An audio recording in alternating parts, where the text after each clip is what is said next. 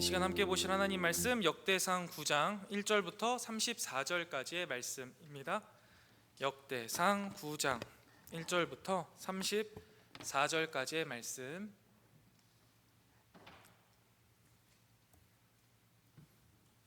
구약성경 역대상 9장 1절부터 34절까지의 말씀을 저와 여러분이 한 절씩 교독하고요. 죄송합니다.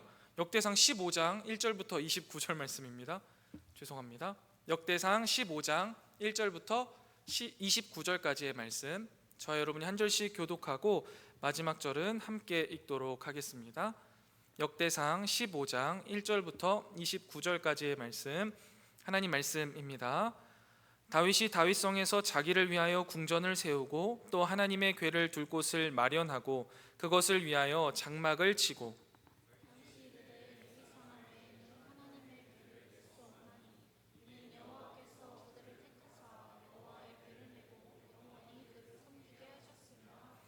다윗이 이스라엘 온 무리를 예루살렘으로 모으고 여호와의 궤를 그 마련한 곳으로 메어 올리고자 하여 그앗 자손 중에 지도자 우리엘과 그의 형제가 120명이요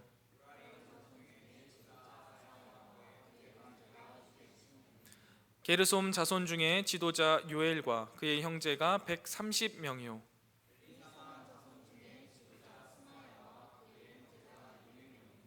헤브론 자손 중에 지도자 엘리엘과 그의 형제가 80명이요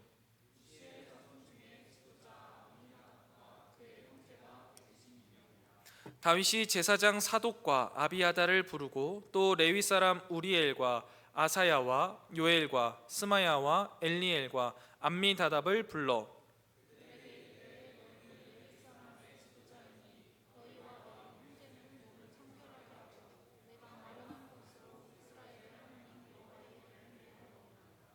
전에는 너희가 매지 아니하였으므로 우리 하나님 여호와께서 우리를 찢으셨으니 이는 우리가 규례대로 그에게 구하지 아니하였음이라 하니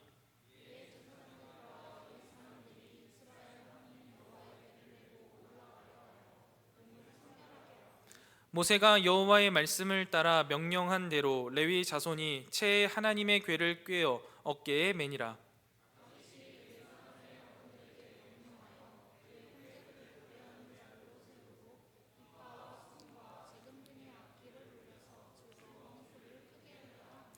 레위 사람이 요엘의 아들 헤만과 그의 형제 중 베레가의 아들 아삽과 그의 형제 므라리 자손 중에 구사야의 아들 에단을 세우고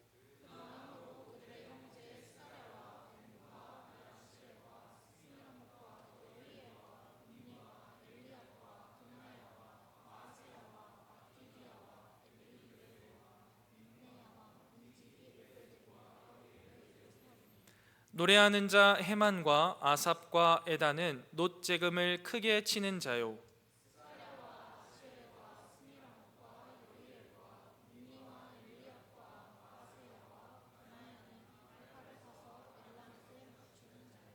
맏디디야와 엘리블레후와 믹네야와 오베데돔과 여이엘과 아사시아는 수금을 타서 여덟째 음에 맞추어 인도하는 자요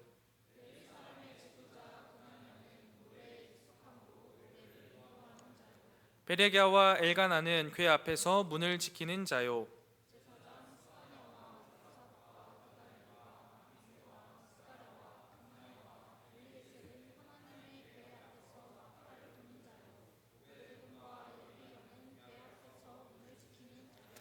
이에 다윗과 이스라엘 장로들과 천부장들이 가서 여호와의 언약궤를 즐거이 메고 오베데돔의 집에서 올라왔는데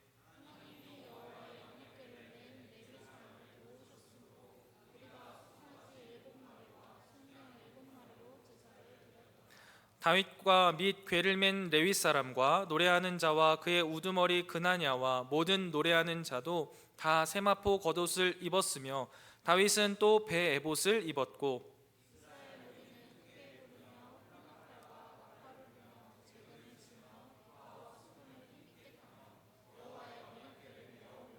함께 읽겠습니다. 여호와의 언약궤가 다윗 성으로 들어올 때에 사울의 딸 미갈이 창으로 내려보다가 다윗 왕이 춤추며 뛰노는 것을 보고 그 마음에 업신 여겼더라. 아멘. 우리 양옆에 계신 여러분들 이렇게 함께 인사하면 좋겠습니다. 한 주간 수고 많으셨습니다. 잘 오셨습니다. 네, 한 주간 수고 많으셨습니다. 잘 오셨습니다.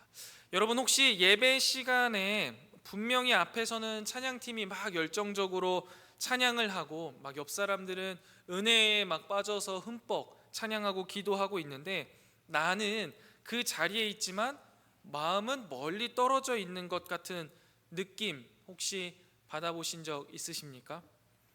내가 진짜 예배하고 있는 걸까? 이 예배 하나님이 기뻐하실까?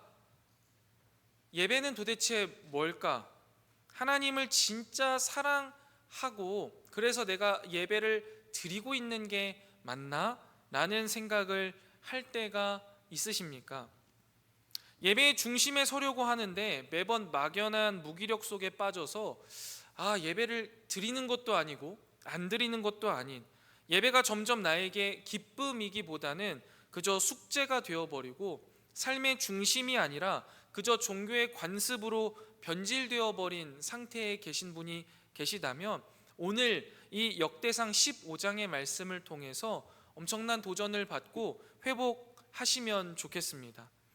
다윗, 우리가 너무나 잘 알고 있는 하나님 마음에 합한 자라는 그 칭호를 들었던 다윗도요, 예배를요 잘 못 드렸을 때가 분명히 있었습니다. 우리가 이번 한 주간 말씀 묵상한 곳 가운데에 웃사의 죽음 기억하십니까?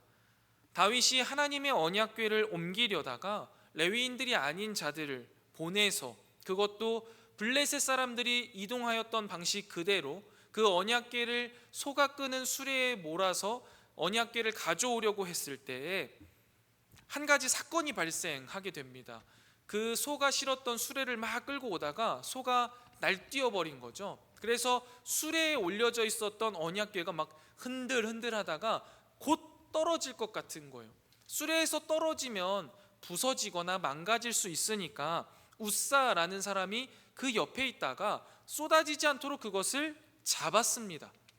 그랬는데 어떻게 됐나요? 하나님의 진노가 그에게 임해서 웃사가 그 자리에서 즉사해버립니다. 다윗은 이 일에 굉장한 충격을 받고 무서워하고 또 하나님께 대들면서 그 언약궤를 옮기는 일을 그 자리에서 중단해 버립니다. 그런데 중요한 것은 언약궤를 옮기는 일을 중단했지만 중요한 건 그가 포기하지 않았다는 겁니다. 물론 그가 포기하지 않은 것도 있지만 하나님께서 포기시키시지 않으신 거죠. 그게 뭐예요? 그 언약궤가 그 자리에 놓여있던 곳이 오베데돔이라는 사람의 집이었어요. 그냥 그 자리에 탁 놓고선 야 이제 그만하지 말아라. 그리고 그 지명을 베레스 웃사라고 지어버리면서 하나님이 웃사를 죽이셨다라고 지명을 지어버리거든요. 그러니까 어떻게 보면은 하나님께 대드는 거예요. 당신이 죽였습니다 라고 말이죠. 그런데 그렇게 하고 멈춰버리려고 했는데 하나님이 무슨 일을 벌이세요? 그 오베데돔의 집에 끝도 없이 막 축복을 하시는 거예요. 예루살렘에서 소식을 듣는데 이게 너무 하나님이 아니라면 이룰 수 없는 축복들이 그 집에 계속 일어나는 거예요.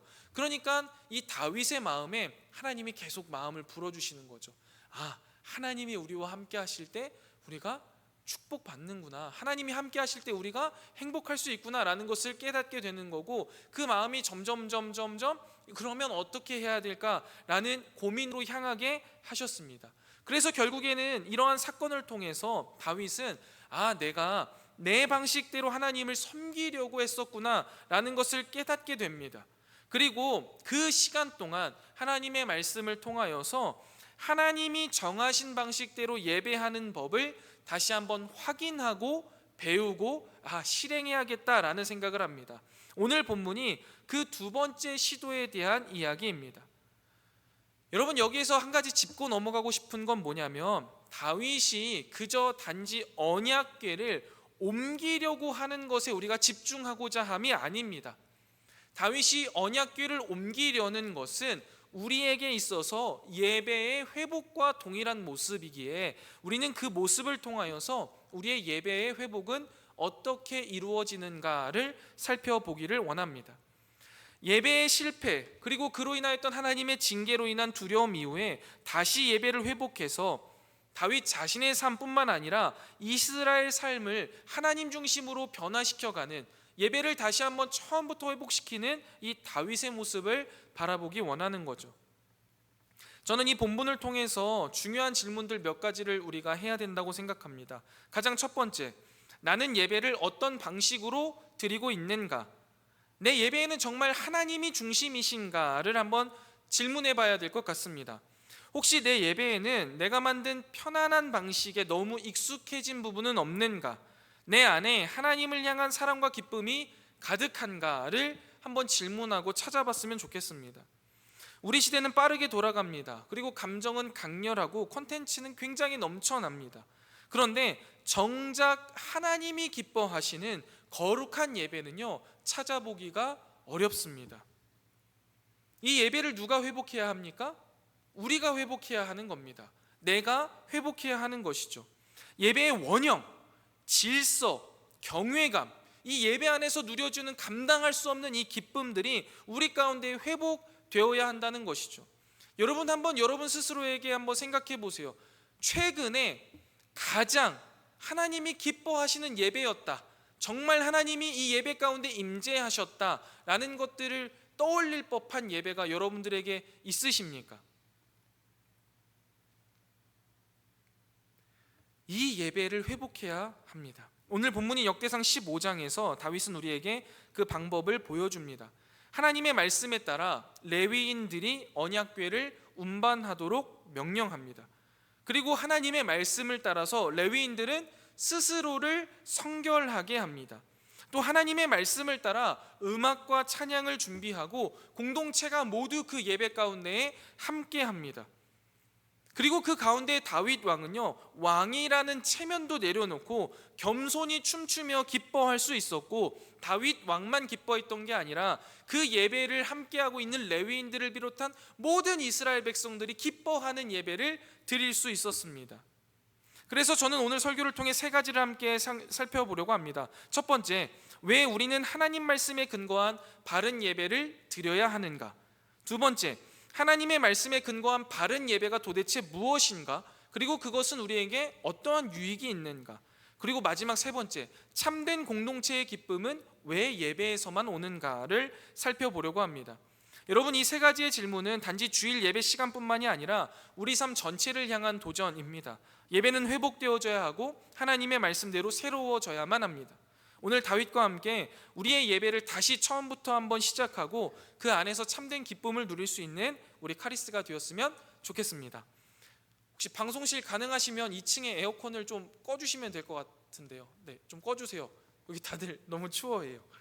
자, 첫 번째, 가장 먼저 우리는 하나님의 말씀에 근거한 바른 예배를 왜 드려야 할까를 한번 살펴보겠습니다. 왜냐하면 여러분, 우리는요 종종 예배를요 나의 경험이나 느낌으로 정의합니다.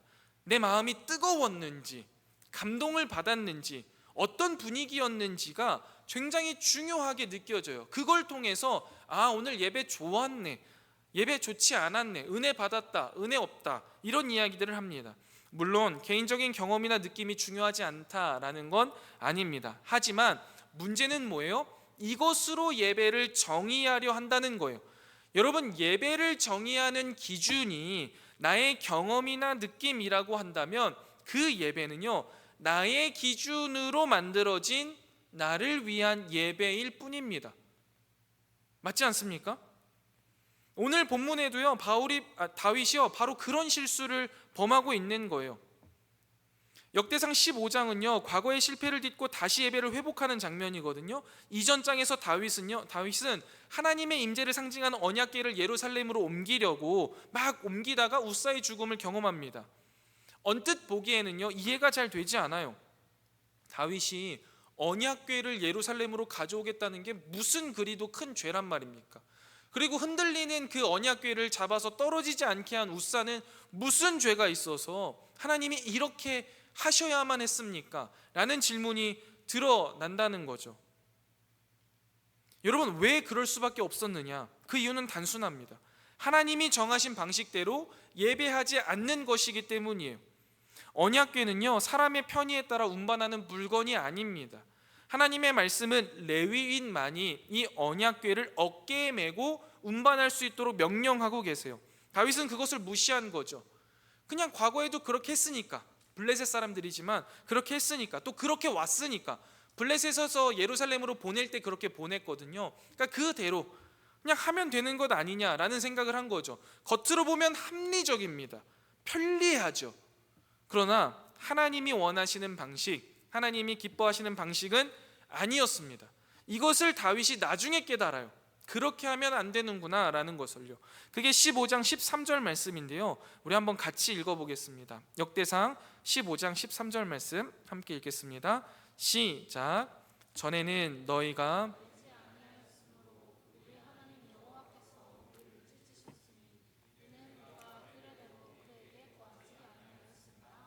아멘. 여러분, 근데 이게 좀 의아하다니까요. 생각해 보세요. 하나님이 내가 정한 방식대로 하지 않아서, 내 방식대로 안 해? 오케이, 그럼 죽어야지 하면서 그냥 죽여버리셨다고 한다면, 여러분은 그 하나님을 믿고 따르실 수 있겠습니까? 우리가 하나 실수하면 그 자리에서 벼락이 내려와서 죽어버리는 거예요. 여러분, 만약에 이런 하나님이라고 한다면 오늘 지금 이 예배에 멀쩡하게 앉아있는 사람이 몇 명 있겠습니까? 하나님께서 우사의 사건을 발생시키신 이유는요, 단순히 자신이 말씀한 방식과 방법대로 섬기지 않은 것에 대한 분노가 아닙니다. 다윗을 포함한 온 이스라엘에게 예배의 기준을 처음부터 다시 세우도록 하기 위한 사건의 발생이라고 봐야 합니다. 마치 이것은요, 아담과 하와가 선악과를 따먹고 에덴 동산에서 쫓겨남과 동시에 죽음이라는 징계를 받은 것과 동일하게 생각하시면 돼요. 하나님은 하나님의 방식과 하나님이 이루어 가시는 하나님의 나라를 이야기하셨어요. 그러나 그 말씀에 순종하지 않는 자들이 겪어야 하는 징계라는 것이죠. 물론 그 징계가 죽음이라서 우리에게 굉장히 크게 다가옵니다. 그러나 여러분, 우리가 다 알듯이 우리에게 죽음이라는 것은 끝이 아닙니다. 우사가 그렇게 죽어서 우사의 인생이 끝나고 절망된 게 아니라고요. 그렇게 하나님의 나라로 가는 거예요. 물론 거기에서 이제 그 우사라는 사람이 굉장히 연민을 느끼지만 그걸 통해서 하나님이 하시고 싶은 더 큰 이야기가 있다는 거죠. 여러분, 예배의 기준을 세우는 일이 왜 그렇게 중요한가? 우사를 죽여서라도 이 다윗과 온 이스라엘 백성들이 바로 예배하는 게 왜 그렇게 중요한가에 대한 질문이 우리 가운데 생기고 그것에 대한 답을 얻어야 됩니다. 제임스 스미스라는 신학자이자 교육자가 있는데요, 이 사람이 하나님 나라를 욕망하라 라는 책을 썼습니다. 그 책에서요, 그가 이렇게 말해요. 인간은 생각하는 존재가 아니라 사랑하는 존재다, 욕망하는 존재다 라고 말해요. 그래서 인간은 우리가 사랑하는 것을 향해 끊임없이 나아간다 라고 말합니다. 이 말은요, 단순히 감성주의를 이야기하는 게 아니에요. 철학자이자 신학자인 그 어거스틴의 전통을 받아서 우리의 그 사랑, 욕망을 형성하는 것은 반복된 습관과 예전이라고 이야기하는 겁니다. 이러한 관점으로 우리가 본다면 예배라는 것은 단지 성경적인 지식을, 정보를 전달받거나 아니면 감정을 자극하기 위한 엔터테인먼트가 아니라는 거예요. 삶의 방향을 형성하는 훈련이고 삶의 방향을 형성하는 것이 곧 예배라고 말하는 겁니다. 다시 말해서 하나님이 정하신 방식대로 예배를 드리는 그 행위는요, 그저 순서나 행위의 문제가 아니라 우리의 내면을 훈련시켜서 그렇게 훈련된 순종을 통해 우리가 하나님을 욕망하게 하고 하나님 나라를 욕망하게 하는 본질이라는 거예요. 그래서 이게 너무너무나 중요하다라는 거죠.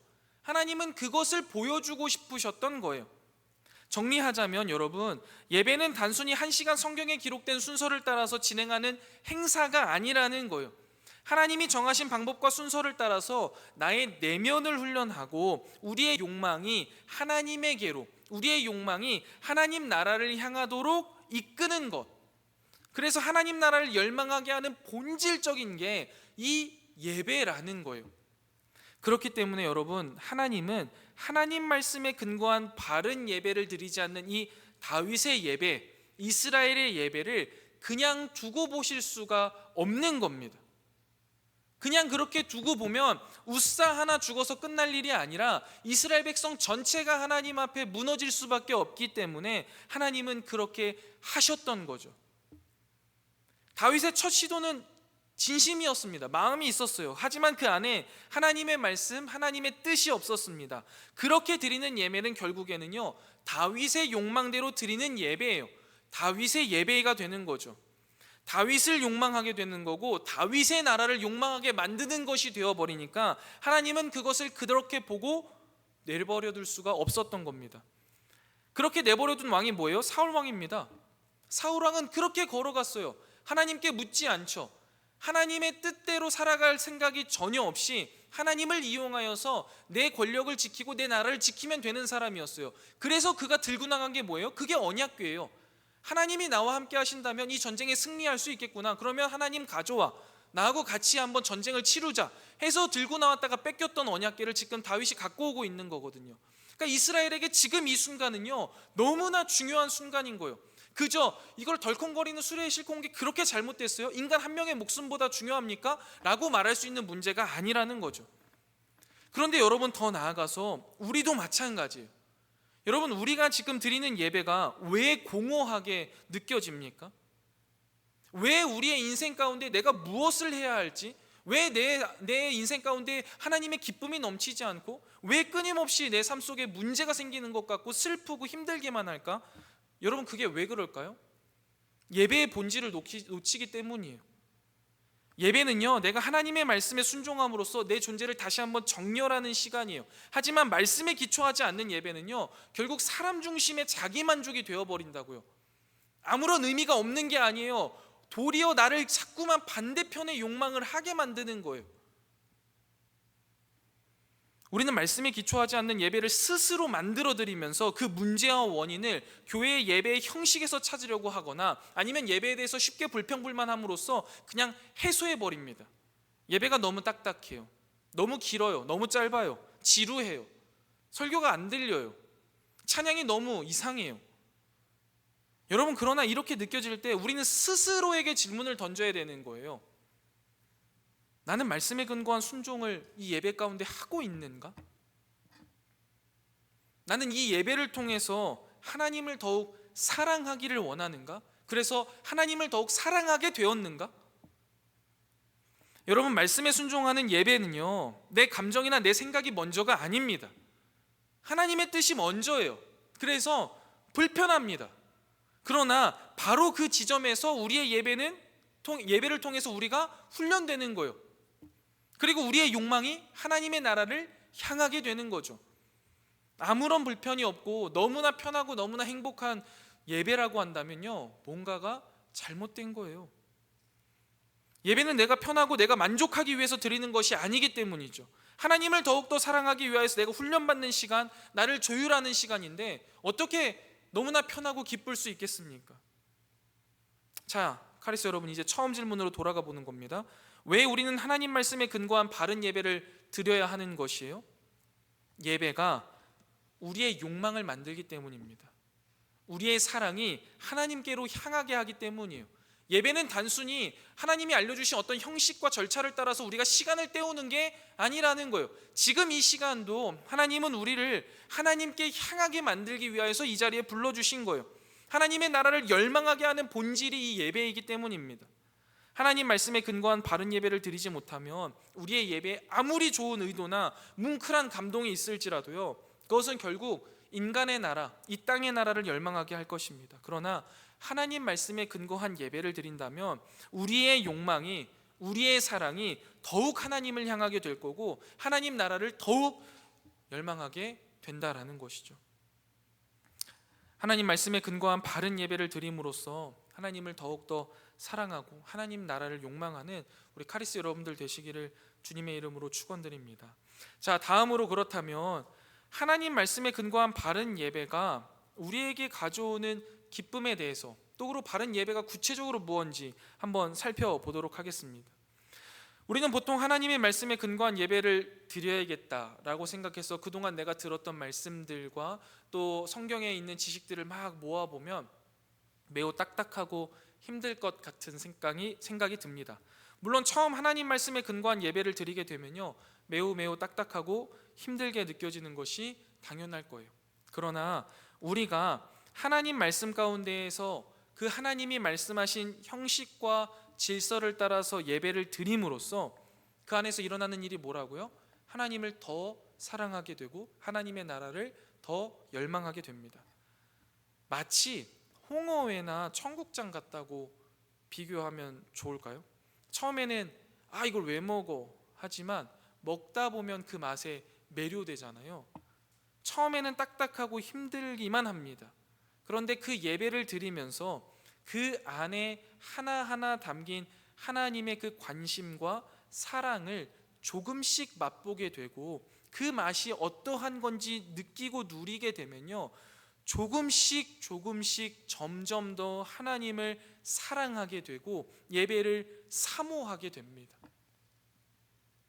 역대상 15장에서 다윗의 행동을 보면 바로 알 수 있습니다. 처음 언약궤를 옮기다가 우사가 죽었을 때 그는 하나님을 향해 원망했습니다. 꼭 그렇게까지 해야만 했냐고 그 지명을 베레스 우사, 하나님이 우사를 죽이셨습니다 라고 만들어 버린 거예요. 굉장히 반항하는 모습이죠. 힘들고 딱딱하게 느껴지는 거예요. 그러나 다시 한번 하나님을 통하여서 어떻게 하나님을 예배해야 하는지를 고민합니다. 그 예배를 준비합니다. 그런 과정 가운데에서 그는요, 성장하고 성숙해 갑니다. 그래서 그는 두 번째로 언약궤를 예루살렘으로 옮기기 위해서 하나님의 말씀을 따라 형식과 질서를 따르고 자신의 역량이 가능한 모든 것을 포함해서 기쁨으로 나아갑니다. 성경은 이 장면에서 반복적으로 기쁨, 음악, 찬양, 악기, 춤, 의복 막 이런 것들을 묘사합니다. 단순히 장식이나 퍼포먼스를 이야기하려 함이 아니에요. 다윗이 얼마나 전심으로, 얼마나 전력으로 자신이 할 수 있는 모든 것을 통해 하나님을 예배하는가를 보여주고 싶은 거예요. 하나님의 말씀에 근거한 예배가 다윗의 삶 전체를 사로잡고 있는 순간을 묘사해주고 싶은 거예요. 하나님의 말씀에 근거한 예배가 그의 삶 전체를 사로잡고 있었던 그 순간의 클라이막스가 어디예요? 언약궤가 들어올 때 춤추는 다윗의 모습이죠. 우리가 다 알듯이 다윗은 왕입니다. 그런데 이는 그날 다윗은 왕의 옷을 벗었어요. 그리고 배 에봇, 이거 제사장들이 입는 옷이거든요. 제사장들이 입는 의복을 입고 나아갑니다.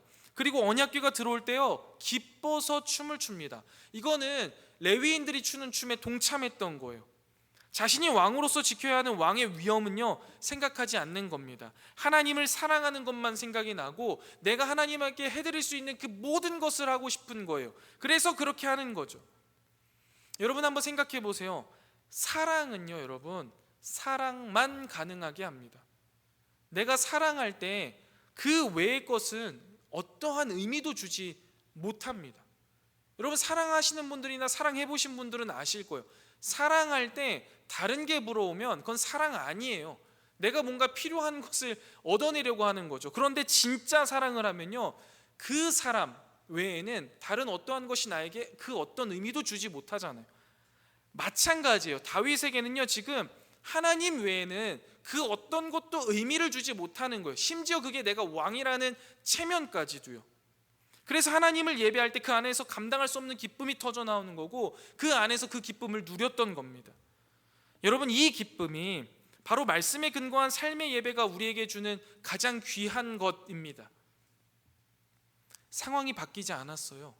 여전히 블레셋은 전쟁을 준비하고 있고 다윗은 치러야 할 전쟁이 빽빽히도 많이 남아 있었습니다. 베레스 우사에서 죽었던 그 우사가 살아났나요? 살아나지 않았어요. 자신의 실수도 여전히 그대로 남아있는 겁니다. 그럼에도 불구하고 그는 그 앞에서 기뻐할 수 있었던 거예요. 왜? 하나님께서 주신 그 형식과 방식대로 하나님을 예배할 때 더욱더 하나님을 열망하게 됐고 하나님의 나라를 사랑하게 되어서 그 안에 넘치는 기쁨이 그 모든 것들을 상쇄하게 하는 겁니다.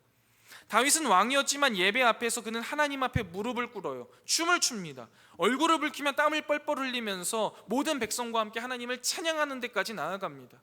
그는 자신의 정체성과 체면을 다 내려놓고 하나님을 예배하는 기쁨을 그렇게 누렸어요. 여러분, 우리는 어떻게 예배를 드리고 그 가운데 무슨 기쁨을 누리십니까? 오늘날 많은 청년들이 하나님은 중심을 보시잖아요. 진심만 있으면 되죠 라고 말하면서 하나님 앞에 낙타 무릎으로 기도하지 않습니다. 목이 터져라 찬양하는 사람들을 보기가 너무 어렵습니다. 성경책이 달아서 너덜너덜하고 여기저기 찢어진 성경책을 보기가 너무나 어려워요. 그래놓고 입으로는 마음이 있다라고 이야기합니다. 하나님이 중심을 보시니 괜찮다라고 스스로를 자위합니다. 그러나 여러분, 마음은, 중심은 절대적으로 행동으로 드러나기 마련입니다. 애정하는 카리스 여러분, 우리가 함께 예배하면서 찬양팀이 앞에 나와서 함께 찬양하자고 하는 것은 여기 있는 사람들이 찬양 부르기가 힘들어서 여러분들에게 도움을 요청하는 게 아닙니다. 함께 입술로 찬양을 고백하면서 우리의 마음을 하나님 앞에 드리자는 초청이에요. 일어나자고 하는 것, 기도할 때 무릎 꿇자 하는 것, 하나님의 주권에 대한 충성을 함께 고백하자는 거예요. 손을 들어 찬양하자 하고 손을 들어 기도하자 하는 것은 하나님을 향한 항복을 나타내자는 거예요. 우리가 주님 앞에 모든 것을 다 내려놓습니다라는 고백이죠. 수많은 예배의 형식 가운데 우리의 존재는 분명히 훈련받게 되고 우리의 열망은 내가 아니라 하나님을 향하게 되는데 우리는 그저 내 마음에 있는 내 마음의 진심만을 보이기를 원한다면서 이러한 것들을 깡그리 다 무시하는 거죠. 그러면 결국에 드리는 예배는 누구의 예배예요? 나의 예배를 드리고 있는 겁니다. 예배의 자리에 나와서 내 기분이 좋지 않다고, 내 상황이 좋지 않다고 찬양하지 않습니다. 일어서지 않아요. 손을 들지 않습니다. 그저 눈을 감고 가만히 시간을 때우다가 돌아갑니다. 여기에 나온 것만으로도 다행이 아니냐고요? 다행이죠. 잘하신 겁니다. 하지만 과연 그게 바른 예배일까요? 그리고 그게 지속된다면 여러분들은 그 안에서 기쁨을 누리실 수 있겠습니까? 여러분, 예배를 드린다라는 것은요, 단지 하나님의 말씀을 듣고 하나님을 기억하는 것이 전부가 아닙니다. 하나님을 더욱 사랑하도록 훈련받는 거예요. 왜냐하면요, 반대로요, 세상은요 끊임없이 우리의 이 사랑을 자신에게로 빼앗아 가져가려고 하기 때문이에요. 여러분들이 그 수많은 시간을 소비하는 소셜미디어, 거기에서 이야기하는 게 뭐예요? 소비문화, 개인주의, 즉각적인 쾌락, 막 도파민 팍팍 터지는 것들, 이 모든 것이 우리의 욕망을 다른 방향으로 훈련시킨다고요. 세상에서 그렇게 7일 중에 6일을 살아요. 그리고 7일 중에서도 하루 나와서 그것도 몇 시간 동안 예배하는 것이 과연 우리를 얼마나 변화시킬 수 있겠느냐라는 생각을 하는 거죠. 변화시키는 거예요. 하나님의 능력으로요. 그러나 절대적으로 적죠. 근데 우리는 그 예배조차도요 내 방식대로 드린다고요. 그러면 변화될 수가 없는 거예요. 우리는 예배라는 형식을 가지고 나를 섬겨가고 있는 거고 내 나라를 만들어가고 있는 거고 그 나라를 위한 하나님을요 어거지로 만들어서 그 하나님을 만들어 섬기고 있는 거죠. 이름은 하나님이라는 우상 말입니다. 여러분, 교회의 예배는, 또 우리의 삶의 예배는 하나님의 나라를 욕망하도록 다시 훈련받는 시간이라는 것을 꼭 기억하셨으면 좋겠어요. 그래서요, 훈련이잖아요. 여러분, 여자분들은 잘 모르겠지만 남자분들 훈련이 뭡니까? 가서 앉아있으면 훈련입니까? 전인격적으로 반응해야 되는 거예요. 생각이 아닙니다. 감정, 몸, 의지 모두가 참여해야지 훈련인 거예요. 그게 예배인 거예요. 그래야지만 우리의 사랑이 다시 하나님을 향하게 되는 거예요. 말씀에 근거한 예배를 통해 더욱 하나님을 사랑하게 되는 것이죠. 여러분, 한번 잘 생각해 보세요. 이 예배가 끝난 후에 여러분들 머릿속에 무엇이 남아 있어야 됩니까? 여러분 마음속에 무슨 울림이 있어야 됩니까? 되돌아가시면서 점검해야 될 건 딱 한 가지예요. 내가 하나님을 더 사랑하게 됐는가? 내가 진짜 하나님을 더 사랑하게 됐는가? 아니면 단지 좋은 분위기와 좋은 음악, 감정의 평안함 혹은 감정의 고조만 남아있다면 꽝이에요. 우린 바른 예배를 드린 게 아니라고요. 다윗은 하나님 앞에 설 때 말씀에 근거한 바른 예배를 드리고자 애썼습니다. 그리고 그 예배를 통해서 자신의 정체성이 왕이 아니라 예배자라는 정체성을 되찾게 되었습니다. 그리고 사람이 아닌 하나님 앞에서 춤추며 기쁨으로 살아냈습니다.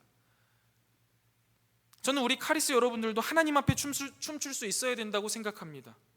그 춤이 실제로 발을 움직이는 것일 수도 있겠고, 혹은 눈물을 흘리는 기도일 수도 있겠고, 혹은 조용히 무릎을 꿇고 말씀을 받아들이는 깊은 순복일 수도 있습니다. 중요한 건 예배는 하나님의 말씀에 근거하여서 드려야 하며, 이것을 통해 내 마음과 행동, 내 삶 전체가 훈련받고 결국 그것을 하나님 앞에 다 내어놓는 헌신의 행위라는 이 사실을 기억하고 그렇게 내어드리는 그 행위가 예배라는 것을 기억해야 되는 거죠. 애정하는 카리스 여러분, 우리가 말씀에 근거한 예배가 회복될 때요, 다윗이 누린 기쁨을 우리가 누리게 될 것입니다. 내 삶에 왜 이렇게 기쁨이 없냐라고 물어보신다면 그때부터 예배를 다시 한번 회복시켜 보세요. 그러면 분명히 다윗이 누렸던 그 기쁨을 우리 삶 속에 누릴 수 있게 될 것입니다. 마지막으로 여러분, 이 예배가요, 공동체적인 기쁨이라는 것을 나누고 싶습니다. 예배는 나 혼자만의 은밀한 순간이기도 합니다. 동시에 공동체가 함께 하나님을 높이는 거룩한 축제입니다. 역대상 15장을 보면 다윗은 자기 혼자서 언약궤를 모셔오지 않았습니다. 물론 그렇게 할 수도 없었고요. 하나님은 예배를 그렇게 만들지 않으셨습니다. 이스라엘 전역의 백성을 예루살렘으로 불러 모으고 레위인과 제사장들, 찬양대들, 악기 연주자, 문지기 모든 사람들이 참여해야지만 이 예배가 하나님 앞에 온전히 드려질 수 있었다고요. 오늘 본문 28절이 이렇게 묘사하거든요. 15장 28절 우리 한번 같이 읽어보겠습니다. 15장 28절입니다. 읽겠습니다. 시작. 이스라엘 무리는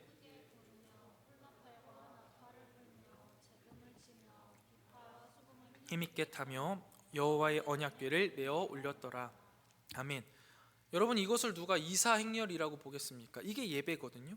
예배는요, 함께 모여서 크게 노래 부르고 악기를 연주하고 기뻐하고 춤을 추면서 함께 드리는 것, 그게 예배입니다. 우리는 흔히 예배를 개인적인 경험이라고만 생각합니다. 그래서 나는 오늘 은혜 받았어, 이 찬양에 참 은혜가 있더라. 물론 이 말이 틀린 건 아닙니다. 하지만 성경은 더 나아가야 한다라고 말하는 거예요. 예배란 뭐예요? 공동체가 경험해야 하는 거룩한 기쁨입니다. 다윗은 혼자 기뻐하지 않았습니다. 그는 레위 사람을 부르고 찬양대를 조직했습니다. 찬양대 안에도 여러 가지 악기를 만들어 연주하게 하고 음악적으로도 질서를 갖추어서 연습하면서 즐거운 소리를 크게 나라라면서 명령합니다. 오늘날로 말하면 예배 인도자나 찬양팀, 악기팀, 안내팀, 미디어팀 모두가 하나님을 영화롭게 하기 위해서 서로 협력하는 예배 공동체를 이루는 것이고, 또 이 예배에 함께 참여하는 우리 카리스 모두가 이 예배를 이루어 간다라는 것이죠. 예배는 무대 위에서 몇 사람이 하는 퍼포먼스가 아니에요. 여러분들이 그 자리에서 드리는 게 예배입니다. 모든 성도가 하나의 합창단이 되어서 하나님의 영광을 노래해야 하는 것이죠. 단지 개인의 습관 형성을 넘어서서 공동체 전체가 형성되는 시간이에요. 예배는 우리 사랑의 공동체를 세워가는 시간이고요. 우리 예배를 통하여서 우리가 누구이고 우리가 어디에 속했는지를 함께 배우게 되는 것입니다. 그래서 우리는 예배를 통해 하나님을 더 사랑하게 될 뿐만 아니라 옆 사람과 함께 하나님을 사랑하는 존재로 함께 훈련받는 것이죠. 우리의 욕망은 개인적인 욕망으로 끝나서는 안 됩니다. 그래서 우리가 서로의 신앙 고백을 듣고 함께 찬양하고 함께 아멘으로 화답하면서 나아갈 때 하나님의 백성으로서 그 하나의 정체성을 공유하게 됩니다.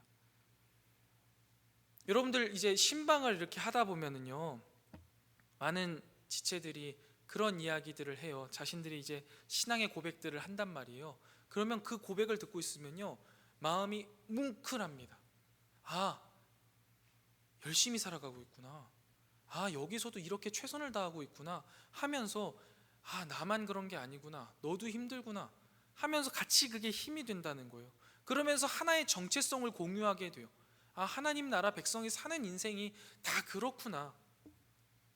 여러분, 그래서 예배는요, 이 공동체를 형성하는 굉장히 중요한 훈련장입니다. 근데 우리는 자꾸만 옆에 있는 사람을 불편하게 생각해요. 현대 청년 예배의 가장 큰 도전 중에 하나가 전 개인주의라고 생각합니다. 지독하게도 개인주의가요, 우리를 파고들고 또 파고듭니다. 개인의 신앙은 굉장히 멀쩡해 보여요. 맨날 핸드폰으로 찬양 들어요. 유튜브로 설교 잘 봅니다. 기도도 잘 해요. 그런데 공동체를 몰라요. 공동체를 위하여서 시간을 내는 건, 공동체를 위하여서 헌신하는 건 너무나 싫어합니다. 그걸 왜 그렇게 해야 되냐고 물어봐요. 개인의 경건 시간이면 충분하지 않냐는 거죠. 여러분, 거기에만 머무르면요, 우리는 결국 신앙을 나만의 취향으로 소비하는 종교적 소비자예요. 그리고 그건 하나님이 원하시는 방식이 아니라고 아까부터 말씀드렸잖아요. 근데 여러분, 진짜로 이것 때문에 교회를 떠나는 사람들이 있어요. 여러분들도 곰곰이 생각해 보세요. 한 지체가 힘들어서 교회 공동체를 떠납니다. 그 지체가 나에게 마음에 상처를 줬다고 해서 그 공동체를 떠나버려요.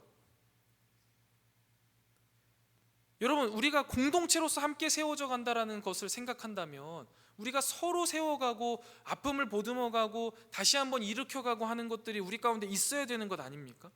근데 이야기하지 않습니다.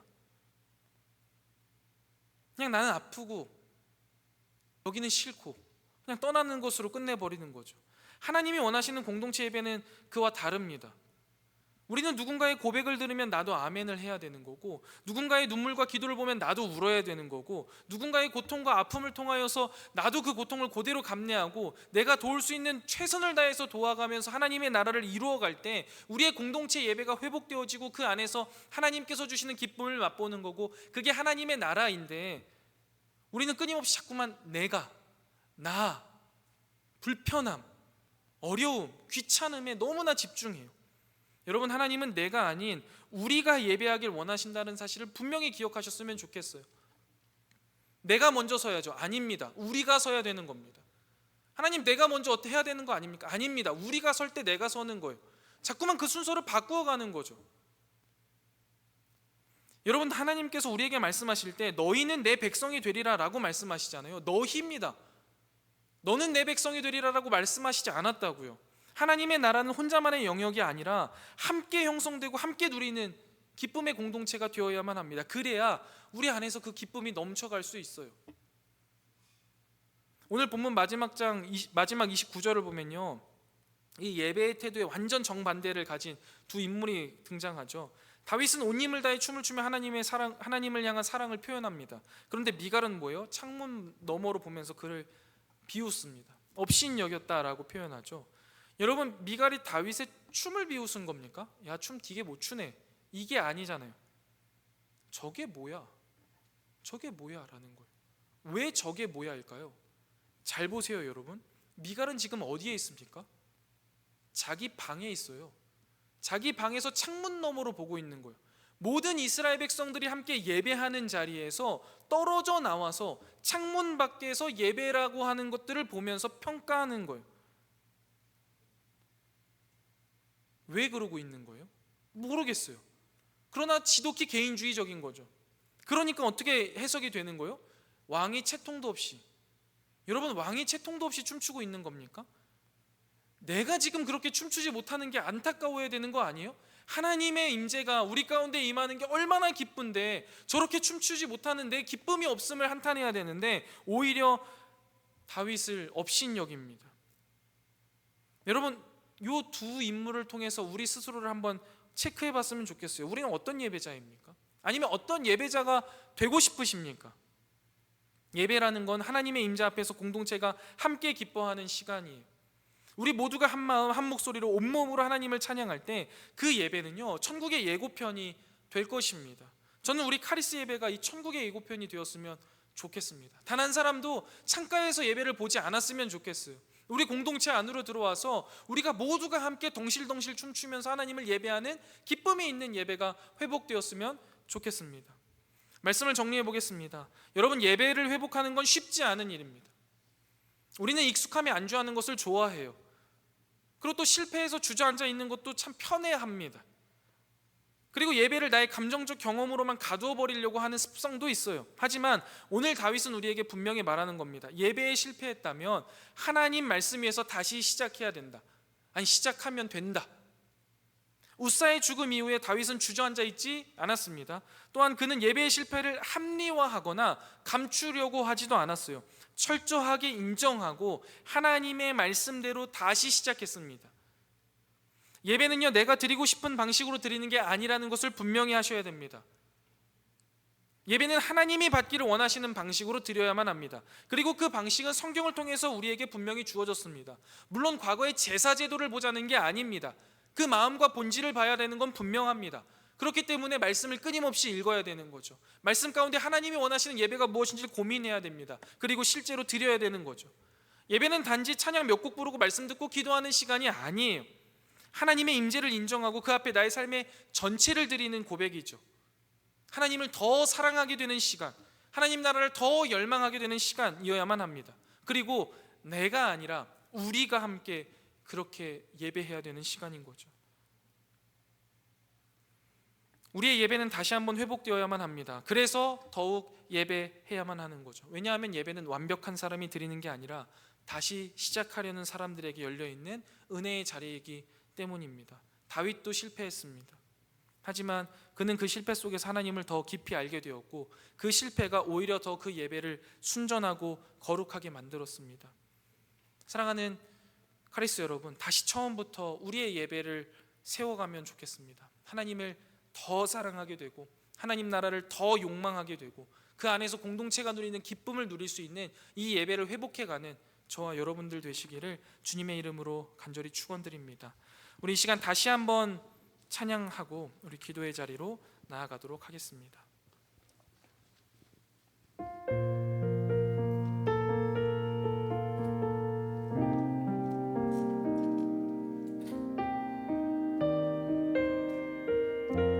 주 예수의 얼굴을 구하며, 주 예수의 얼굴을 구하며 예배하는 세대에 일어나 주 위에 살며 주 위에 죽으니 이것이 우리의 부르심. 살기 위해 주 따르지 않고 죽기 위해 주를 따르며 내 가진 것 모두 주를 위해 드리니 주님의 임에 가시옵소서. 다시 한번 부흥을 주소서. 다시 한번 부흥을 주소서. 주의 나라가 이 땅에 다시 세워지는 그 영광을 우리 보게 하소서. 주 예수의 영 다시 한번 부흥을 주소서. 다시 한번 부흥을 주소서. 주의 나라가 이 땅에 다시 세워지는 그 영광을 우리 보게 하소서. 주 예수의 영광을. 애정하는 카리스 여러분, 우리 이 시간 함께 기도하실 때 하나님, 우리가 예배를 내 방식이 아니라 하나님의 말씀대로 따라 드리게 하여 주시옵소서. 하나님, 우리 공동체가 다윗처럼 온 몸과 마음을 다해 기뻐하며 하나님을 예배하게 하여 주시고, 그 예배를 통해 하나님을 더 사랑하고 하나님의 나라를 열망하게 하여 주시옵소서. 우리 이 시간 함께 기도하며 나아가겠습니다. 기도합니다. 하나님 아버지, 우리가 이 예배를 아버지 하나님 앞에 올려드릴 때 내 방식이나 내 생각이 아니라 주님의 말씀을 따라 주님 앞에 내어드리기 원합니다. 이 예배가 더 이상 내 감정이나 내 습관이나 내 상황이나 내 취향을 따라서 드리는 것이 아니라 말씀에 기초한 순종으로 드려지는 거룩한 삶의 본질이라는 것을 우리가 다시 한번 깨닫게 하여 주시옵소서. 그리고 주님 앞에 이 예배를 바르게 드리는 것이 우리에게 얼마나 중요한 일인지를 우리가 다시 한번 생각하게 하시고, 그로 인하여서 이 예배를 드리는 매 순간 매 순간 모든 순서마다 아버지 하나님께서 우리에게 원하시는 바가 무엇인지, 주님이 또 이 순서를 우리에게 주신 의미가 무엇인지를 고민하게 하여 주시옵소서. 뿐만 아니라 주님, 주일에서 드려지는 이 예배뿐만이 아니라 우리가 삶으로 드려지는 이 예배 가운데에서도 하나님이 원하시는 나의 삶이 무엇인지를 진지하게 고민하게 하시고, 그 가운데 내 삶을 하나님이 원하시는 방식으로 내어드릴 수 있는 우리가 되게 하여 주시옵소서. 특별히 하나님, 우리 카리스 공동체가 다윗처럼 온 몸과 마음으로 하나님을 기뻐하며 예배하기 원합니다. 형식만이 아니라 그 가운데의 기쁨과 헌신으로 하나님 앞에 전인격적으로 예배를 드리는 그 기쁨의 예배를, 공동체적 감격이 넘치는 그 예배를 우리 가운데 회복시켜 주시옵소서. 그리하여서 주님, 우리가 주님 앞에 예배할 때 기뻐 뛰며 예배하게 하여 주옵시고, 아버지 하나님을 더욱더 사랑하게 되었다고, 하나님의 나라를 내가 너무나 열망한다고, 그래서 천국이 침노하는 자의 것이라 말씀하셨던 그 하나님의 말씀, 그 주님의 말씀이 내 안에 너무나 이해가 되어져서 내 삶은 끊임없이 하나님의 나라를 침노한다고, 주님의 그 열방을 향하여서 나아간다고 고백할 수 있는 우리 모든 카리스 공동체 되게 하여 주시옵소서. 그래서 주님, 우리의 삶 속에 하나님이 부어주시는 기쁨과 감사가 넘치게 하시고, 그로 인해 우리의 삶이 더욱더 하나님 앞에 온전히 드려지는 예배가 되게 하여 주시옵소서. 아버지 하나님 앞에 우리의 인생을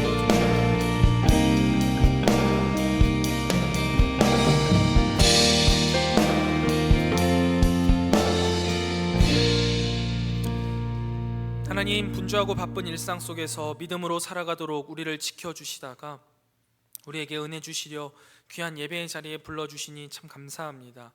오늘 우리에게 주신 말씀이 우리의 이성 가운데 잘 정리되게 하시고, 우리 마음속 깊숙한 곳에 심겨지게 하시며, 우리 삶 가운데 아름답게 피어나게 하여 주셔서 우리의 삶이 하나님의 편지요 향기로 쓰임받게 하여 주시옵소서. 하나님 아버지, 오늘도 우리에게 말씀하여 주시고 예배자로 불러주시니 참 감사합니다. 우리가 예배를 가볍게 여기지 않게 하여 주시옵시고, 하나님께서 정하신 거룩한 방식대로 주 앞에 나아가는 순종의 사람이 되게 하여 주시옵소서. 우리의 감정과 판단이 앞서지 않게 하시고, 우리의 상황에 휩싸이지 않게 하여 주시고, 주님의 말씀 앞에 겸손히 무릎 꿇는 예배자로서 살게 하여 주시고, 우사의 죽음을 통해 주신 경고를 마음 깊이 새기며 다윗처럼 말씀에 근거한 예배 회복의 길을 걷게 하여 주시옵소서. 특별히 하나님, 우리 카리스 공동체 안에 기쁨을 회복하게 하여 주시옵소서. 다윗이 왕의 체면을 내려놓고 춤추며 예배했듯 우리도 체면이나 형식을 벗어놓고 온 몸과 온 마음을 다해 주님을 찬양하며 그 안에 기쁨을 누리게 하여 주시옵소서. 그리고 우리 카리스 공동체가 혼자가 아닌 함께 예배하는 기쁨을 누리게 하여 주시고, 한 사람의 예배가 아닌 한 몸으로 드리는 거룩한 찬양과 그 예배가 우리 가운데 회복되어져서 그 안에 주님이 주시는 기쁨이 충만하게 하여 주시옵소서. 이제는 우리 구주 예수 그리스도의 은혜와 하나님 아버지의 무한하신 사랑하심과 성령 하나님의 진리로 인도하시는 은혜의 크신 역사가 주님의 말씀을 따라 드리는 이 예배를 통해 주님을 더욱 사랑하며 기쁨의 삶을 올려드리리라 잔잔히 다짐하고 돌아가는 사랑하는 모든 주의 백성들 머리머리 위에 이제로부터 영원토록 함께 있을지어다. 아멘.